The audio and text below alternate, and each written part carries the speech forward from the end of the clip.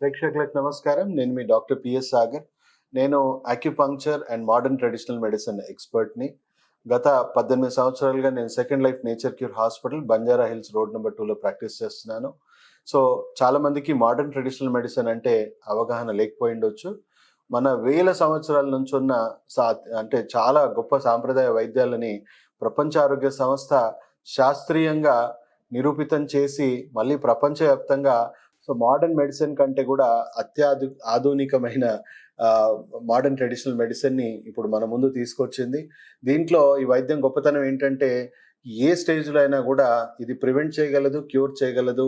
And 95% అన్నెసెసరీగా medicines వాడాల్సిన అవసరం ఉండదు. 90% శస్త్రచికిత్సలు గూడా చేయాల్సిన అవసరం ఉండదు. సో, అలాంటి గొప్ప వైద్య విధానం మన హైదరాబాద్‌లో మనకిప్పుడు అందుబాటులో ఉంది. సో, ఫస్ట్ థింగ్ ఇప్పుడు మనం అవగాహన కలిగించబోతున్న టాపిక్ వచ్చేసి వెన్ను సమస్యలు. అంటే స్లిప్ డిస్క్ గానీ, లేపోతే వెన్నుకు సంబంధించిన మెడ నొప్పి, నడుము నొప్పి, చాలా రకాల సమస్యలతో మనం ప్రతి ఒక్కరం జీవితంలో ఎప్పుడో ఒకప్పుడు మనం కంపల్సరీ ఈ ప్రాబ్లమ్‌తో బాధపడతా ఉంటాం. వయసుతో నిమిత్తం లేకుండా ఓల్డ్ ఏజ్‌లో గానీ, యంగ్ ఏజ్‌లో గానీ ప్రతి ఒక్కరికి ఈ వెన్ను సమస్య అనేది సర్వసాధారణంగా మారిపోయిందని మనం చెప్పుకోవచ్చు. సో, చూసుకుంటే మనము ఒక 5 స్టేజెస్‌లో ఈ ప్రాబ్లమ్ డెవలప్ అవుతా ఉంటుంది. అసలు ఈ ప్రాబ్లమ్ డెవలప్ అవ్వడానికి కారణాలేంటి అని చాలా మందికి ఒక అపోహ ఉంది. ఏంటంటే, నేను ఐటీ జాబు, నేను కంప్యూటర్ ముందు ఎక్కువ సేపు కూర్చుంటాను కాబట్టే నాకు వెన్ను సమస్య వచ్చింది. లేదా నాకు బైక్ ఎక్కువ నడపడం వల్లనే నాకు ఈ సమస్య వచ్చింది. అండ్ ఇక్కడ మనం గుర్తించాల్సింది ఏంటంటే, ఏ పని చేయకుండా ఉన్న వాళ్ళకి కూడా ఈ సమస్య వస్తా ఉంది. సో, మీ వర్క్‌తోని కొంచెం ఒక 20% మీ వర్క్, మీ లైఫ్ స్టైల్ కొంత కాంట్రిబ్యూట్ చేస్తే, దానికంటే ఎక్కువ కాంట్రిబ్యూషన్ మీ ఆహారము, మీ జీవన విధానము, మీ జీవన శైలి అనేది గుర్తుంచుకోవాలి. ఎందుకంటే ఇప్పుడు మనకి ఎందుకు వెన్నుపూస సమస్య రావడానికి ముఖ్య కారణాలు ఏంటి మనం చూసుకుంటే, ఇది మన మెడ భాగము, ఇది మన మధ్య భాగము, తర్వాత ఇది లోవర్ స్పైన్, ఇది సాక్రమ్ ఏరియా. సో, చూసుకుంటే మనకిక్కడ 3 హీట్ జంక్షన్స్ ఉన్నాయి. Cardiovascular system, digestive system, urinary system.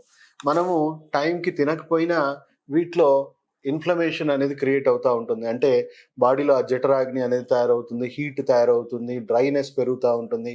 So, ఈ హీట్ అనేది పెరుగుతా ఉంది. అదే స్ట్రెస్‌కి గురైనా గూడా బాడీలో రకరకాలుగా యాసిడ్స్, ఇన్‌ఫ్లమేషన్ అనేది పెరుగుతా ఉంటుంది. లేదా రాంగ్ ఫుడ్స్ తిన్నా గూడా యాసిడ్ ఇన్‌ఫ్లమేషన్ పెరుగుతా ఉంది. సో, మీ జీవన విధానం ద్వారా ఈ స్ట్రెస్ అండ్ స్ట్రెయిన్ అనేది ఇంకా యాడ్ అయ్యి మనకు దీని మీద ఒత్తిడి కలిగిస్తా ఉంటుంది. సో, ఫస్ట్ ఈ యాసిడ్స్, ఇన్‌ఫ్లమేషన్‌ని మనము సరైన ఆహారము, జీవన విధానము ప్రతి ఒక్కరం నేర్చుకోవాలి. సెల్ఫ్ హెల్త్ కేర్ అనేది నేర్చుకుంటే వీటిని మనం చక్కగా నివారించుకోవచ్చు. సో, ప్రతి ఒక్కరు గూడా ఏ స్టేజ్‌లో ఉన్నాము అనంటే, ప్రతి ఒక్కరికి కూడా నొప్పి లేని వాళ్ళు గూడా ఫస్ట్ స్టేజ్ ఆర్ సెకండ్ స్టేజ్‌లో ఉన్నాం. ఎవ్వరి వెన్నుపూస రిపోర్ట్ తీసినా గూడా ఎంతో కొంత డ్యామేజ్ కంపల్సరీ కనపడుతుంది. కానీ ఎవరికి పెయిన్ అవుతుంది అంటే, ఎప్పుడైతే డిస్క్ జారిపోయి నరాల మీద ఒత్తిడి కలిగినప్పుడే మనం ఒకవేళ మెడ దగ్గర మనకు డిస్కులు జారిపోయాయంటే, మెడ దగ్గర బాగా తీవ్రమైన నొప్పులు, తలలో నొప్పులు, తల తిరగడం గానీ, లేదా వామిటింగ్ సెన్సేషన్స్ రావడం గానీ, లేదా భుజము లేదా చేతు తిమ్మిర్లు పట్టడం అనేది మనము సర్వసాధారణంగా చూస్తా ఉంటాం. అదే మధ్య భాగంలో గ్యాస్ట్రిక్ ప్రాబ్లమ్ వల్ల విపరీతంగా మన వీపు భాగంలో క్రాంప్స్ వస్తా ఉంటాయి. అలాగే మీ లోవర్ బ్యాక్‌లో మీకు ఒకవేళ డిస్క్ జారడం గానీ, డిస్క్ డ్యామేజ్ అవ్వడం గానీ, అక్కడ నరాలు ఒత్తిడి కలగడం వల్ల గానీ, నడుము నొప్పి, తీవ్రమైన నడుము నొప్పి రావడం గానీ, లేదా తుంటిలో నుంచి మన కాలు వరకు సియాటికా అనే ఒక నరం ఉంటుంది. ఆ పెద్ద నరం గానీ ప్రెస్ అయిందనుకోండి, కింది వరకు రేడియేటింగ్ పెయిన్స్ అనేవి వస్తా ఉంటాయి. సో, ఆదిలోనే మనం ఫస్ట్ స్టేజ్, సెకండ్ స్టేజ్‌లో ఉన్నామని ప్రతి ఒక్కరం గ్రహించి, మన ఆహారం, మన జీవన విధానంలో మనం మార్పులు చేసుకొని, అంటే టైంకి తినడం, first 7-9 breakfast, 12-1 lunch, 6:30-7:30 dinner, time to time తింటే బాడీలో ఇన్‌ఫ్లమేషన్ పెరగదు. దాంట్లో గూడా ఆరోగ్యకరమైన ఆహారం ఏంటో తెలుసుకోవాలి. ప్రతి ఒక్కరు నేర్చుకోవాలి. ఎలాంటి ఆహారం తింటే అన్నెసెసరీగా బాడీలో యాసిడ్, ఇన్‌ఫ్లమేషన్ పెరగదో మనం ఖచ్చితంగా ప్రతి ఒక్కరం గూడా లంచ్‌కి ముందు, డిన్నర్‌కి ముందు అట్‌లీస్ట్ సలాడ్స్ అన్నా తినడం అలవాటు చేసుకుంటే బాడీలో ఉన్న ఎక్సెస్ యాసిడ్, ఇన్‌ఫ్లమేషన్ తగ్గుతుంది. అలాగే ఒకవేళ సెకండ్ స్టేజ్, థర్డ్ స్టేజ్‌లో ఉన్న వాళ్ళకి ఎట్లా ఉంటుందంటే, ఎక్కువసేపు కూర్చుంటే పెయిన్ అవుతా ఉంది, ఒత్తిడి వలుగుతా ఉంది, ఎక్కువసేపు కూర్చుంటే బ్యాక్ పెయిన్ వస్తా ఉంది. అంటే అక్కడ డీజనరేషన్ ఉంటుంది గానీ, ఇంకా డిస్కులు పూర్తిగా బయటికి రాలేదు. అంటే స్టిఫ్‌నెస్ క్రియేట్ అయింది. డీజనరేట్ అయిపోయింది, డిస్కులు డీహైడ్రేట్ అయినాయి అని అర్థం. సో అక్కడ ఆ స్టేజ్లోనే మీరు ఒకవేళ మీరు అప్రోచ్ అవ్వగలిగితే, అంటే మోడర్న్ ట్రెడిషనల్ మెడిసిన్ అప్రోచ్ అవ్వగలిగితే మీ లోపల జరుగుతున్న డ్యామేజింగ్ వ్యవస్థను పూర్తిగా అదుపు చేసి ఆ స్టిఫ్నెస్ తగ్గించి ఆ డీహైడ్రేషన్ అయిన డిస్క్లన్నీ మళ్ళీ రీహైడ్రేట్ అయ్యి ఇంకా ఫర్దర్ డ్యామేజ్ని మనం నివారించవచ్చు అని మనం తెలుసుకోవాలి. అదే చాలా మంది చేసే తప్పు ఏంటంటే మోడర్న్ మెడిసిన్కి వెళ్ళిపోతారు, డైరెక్ట్గా వెస్టర్న్ మెడిసిన్కి వెళ్ళిపోయి డాక్టర్ గారు నాకు ఈ పెయిన్స్ వస్తున్నాయి అంటే డాక్టర్ గారు కామ్గా మీకు ఒక పెయిన్ కిల్లర్ రాసి ఇచ్చేస్తారు. పెయిన్ కిల్లర్ వాడడం వల్ల ఆ 2 రోజులు రెస్ట్ తీసుకుంటే తగ్గిపోయేదాన్ని మనం పెయిన్ కిల్లర్ వాడి మన కిడ్నీలను ఇంకా ఎక్కువగా డ్యామేజ్ చేసుకోవడం, మన శరీరానికి ఇంకా యాసిడిటీ గురి చేసుకోవడము, మళ్ళీ పెయిన్ కిల్లర్స్ వాడడానికి కోసం మళ్ళీ ప్యాండీలో యాసిడిటీ కోసం మెడిసిన్స్ వాడడం అనేది జరుగుతూ ఉంటుంది. సో ఈ సైడ్ ఎఫెక్ట్స్ అనేవి మితిమీరి ఇంకా ఎక్కువగా డ్యామేజెస్ అవుతాయి, మల్టిపుల్ కాంప్లికేషన్స్ యాడ్ అవుతూ ఉంటాయి. అలాగే 4th స్టేజ్కి వచ్చేసరికి డిస్కులు బాగా జారిపోయి నరాల మీద ఒత్తిడి పడి ఇంకా మన జీవన విధానాన్ని, మన జీవన శైలిని, మన వర్క్ని బాగా డిస్టర్బ్ చేస్తూ ఉంటుంది. సో ఈ స్టేజ్లో మనిషికి కొంచెం తన పనులు తను చేసుకోవడానికి చాలా ఇబ్బంది పడుతూ ఉంటారు, చాలా తీవ్రంగా పెయిన్స్తోని సఫర్ అవుతూ ఉంటారు. సో ఈ స్టేజ్లో డాక్టర్ దగ్గరికి వెళ్తే ఇంకా తీవ్రమైన పెయిన్ కిల్లర్స్ ఇవ్వడమా లేదా మీకు సర్జరీ చేసుకోమని సలహా ఇవ్వడం జరుగుతుంది. చూసుకుంటే సర్జరీ పరంగా సక్సెస్ రేట్ చూసుకుంటే 10లో 9 మంది తీవ్రంగా నష్టపోతున్నారు. మీరు గుర్తించుకోవాల్సింది ఏంటంటే మీ శరీరంలో జరుగుతున్న డ్యామేజింగ్ వ్యవస్థని మీరు చేసే సర్జరీ వల్లనో పెయిన్ కిల్లర్ వల్లనో ఆగదు. సో మీరు గుర్తించుకోవాల్సింది ఏంటంటే ఒక మనిషి తీవ్రంగా కొడతా ఉన్నాడు, కొట్టడం వల్ల మీకు దెబ్బలు తగిలి పెయిన్స్ వస్తూ ఉన్నాయి, మీరు డాక్టర్ దగ్గర కట్లు కట్టించుకుంటున్నారు, పెయిన్ కిల్లర్స్ రకరకాలు వాడుకుంటా ఉన్నారు. మళ్ళీ కొడుతున్నాడు, మళ్ళీ డ్యామేజ్ అవుతుంది, మళ్ళీ కట్టించుకుంటున్నారు, మళ్ళీ కొడతా ఉన్నాడు, మళ్ళీ చేసుకుంటున్నారు. ఇదే పని నడుస్తూ ఉంటే డ్యామేజింగ్ వ్యవస్థను అదుపు చేయకుండా మీరు ఎప్పటికీ నయం అవుతారు అనేది ప్రతి ఒక్కరు గ్రహించాల్సిన విషయం. ఇదే మాట ప్రతి ఒక్కరిని అడగాల్సిన విషయం. సో డ్యామేజింగ్ వ్యవస్థని, శరీరంలో జరుగుతున్న డ్యామేజింగ్ వ్యవస్థని సరిగ్గా గుర్తించగలిగే వైద్యం మోడర్న్ ట్రెడిషనల్ మెడిసిన్. లోపల జరుగుతున్న డ్యామేజింగ్ వ్యవస్థని ఫస్ట్ గుర్తించి దాన్ని ఆపగలిగితే బాడీలో ఒకవేళ 3rd స్టేజ్ అనుకోండి, ఏ ట్రీట్మెంట్ చేయాల్సిన అవసరం లేదు, కేవలం డ్యామేజింగ్ వ్యవస్థను ఆపితే పూర్తిగా నయం అయిపోతారు. అదే 4th స్టేజ్లో కొంత డ్యామేజ్, బలహీనత అనేది వెన్నుపూసలో వచ్చేస్తుంది కాబట్టి దాన్ని స్ట్రెంథెన్ చేసుకుంటూ కేవలం కొన్ని ఎక్సర్సైజ్లో లేదా కొన్ని నాన్ సర్జికల్ ట్రీట్మెంట్స్, ఒకవేళ డిస్క్లు బాగా జారిపోయి నరాలు ఎక్కువ కంప్రెషన్లో ఉంటే కొద్దిపాటిగా మైల్డ్ ట్రీట్మెంట్స్ ఒక 1 month 2 months ట్రీట్మెంట్ తీసుకుంటే పూర్తిగా నయమైపోయి మళ్ళీ నార్మల్ లైఫ్ లీడ్ చేయొచ్చు. అలాగే 4th to 5th స్టేజ్కి వచ్చేసరికి మీరు అడుగేసే పరిస్థితిలో కూడా ఉండరు, మీ పనులు మీరు చేసుకునే పరిస్థితిలో ఉండరు. ఖచ్చితంగా ఆపరేషన్ తప్ప మీకు ఇంకో ప్రత్యామ్నాయమే లేదు అన్నట్టు ప్రతి డాక్టర్ కూడా చెప్పడం జరుగుతుంది. వాళ్ళు చెప్పడంలో తప్పేం లేదు, ఎందుకంటే వాళ్ళ వైద్యమే అది. సో అక్కడ మనకు మాత్రం 10లో 9 మంది నష్టపోతున్నారు. ఆ ఒక్కరి పరిస్థితి కూడా లోపట స్క్రూలు వేయడము లేకపోతే ఆ డ్యామేజ్ వల్ల వాళ్ళకి జరిగిన సర్జరీ వల్ల మళ్ళీ ఫ్యూచర్ కాన్సిక్వెన్సెస్ కూడా వాళ్ళు ఫేస్ చేయాలి. అండ్ ఆ డ్యామేజ్ అక్కడితో ఆగిపోదని మీరు అందరూ మళ్ళీ ఇప్పటికీ నేను గుర్తు చేయాల్సిన అవసరం లేదు, ఇంకొక డ్యామేజ్ అనేది జరుగుతూనే ఉంటుంది కంటిన్యూగా. సో అలా శస్త్రచికిత్స చేసుకొని ఆ రోజు పూట గడిపినా పూర్తి నయం కావట్లేదని చెప్పి మీరు అందరూ గ్రహించాలి.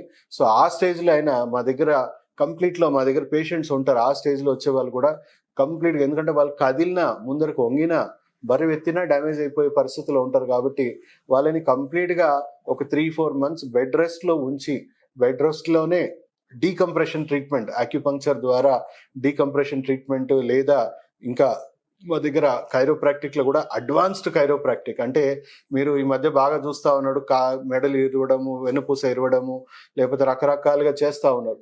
అది 2nd స్టేజ్ 3rd స్టేజ్లో ఉన్న వాళ్ళు మాత్రమే చేసుకోవాల్సిన వైద్యం అండి. 3rd స్టేజ్ దాటిపోయిన వాళ్ళు ఎవరు చేసుకున్నా ఈ ప్రాణాంతకంగా మారే అవకాశం ఉంది. అలా ఎంతో మంది ప్రాణాలు కోల్పోయిన వాళ్ళు కూడా విదేశాల్లో ఉన్నారు. సో దయచేసి మీరు ఏ స్టేజ్లో ఉన్నారని గ్రహించకుండా ఎవరి దగ్గర డైరెక్ట్గా కైరోప్రాక్టిక్ చేయించుకోకండి. అండ్ కైరోప్రాక్టిక్లో కూడా నాన్ ఇన్వేజివ్, అంటే అలా ఇరవకుండా చేయకుండా వెన్నుపూసలో ఎంతవరకు సెట్ చేయాలో అంతవరకే మేము సెట్ చేసేలాగా, ఏ సైడ్ ఎఫెక్ట్ లేకుండా, ఏ దుష్ప్రభావం లేకుండా వెన్నుపూసని డిస్క్ డీకంప్రెషన్ ట్రీట్మెంట్ని ఆక్యుపంక్చర్ ట్రీట్మెంట్ ద్వారా, అడ్వాన్స్ ఆక్యుపంక్చర్ ట్రీట్మెంట్, మీరు ఇంటి దగ్గర ఉన్న ఆక్యుపంక్చర్ చేసే వాళ్ళకి ప్రైమరీ హెల్త్ కేర్ నాలెడ్జే ఉంటుంది.